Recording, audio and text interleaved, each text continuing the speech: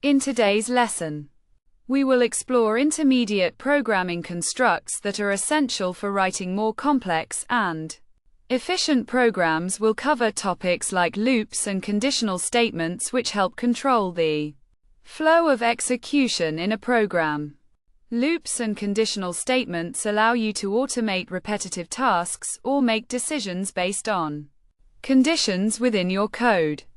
Loops enable a block of code to be executed repeatedly until a certain condition is met, while conditional statements execute different blocks of code depending on whether specific criteria are true.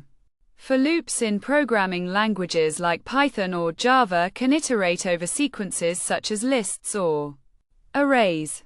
Conditional statements include if, else if, and else, which evaluate conditions to determine what action the program should take next. Imagine you are creating a game where points accumulate each time the player completes a level. You would use a loop to keep track of the number of levels completed and add points accordingly, with conditional statements checking for special conditions like achieving a milestone score. Let's visualize how loops work. Consider drawing circles on a screen.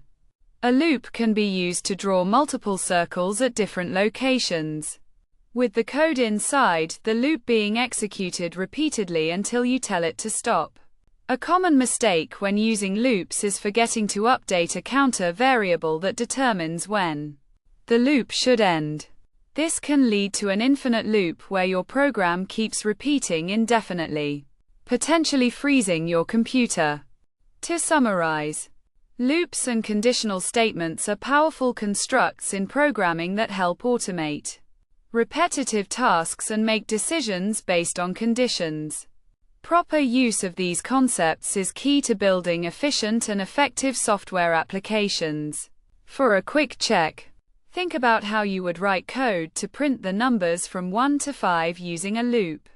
Also consider what conditions you might set up in an if statement for determining whether it's time to award bonus points to players based on their score.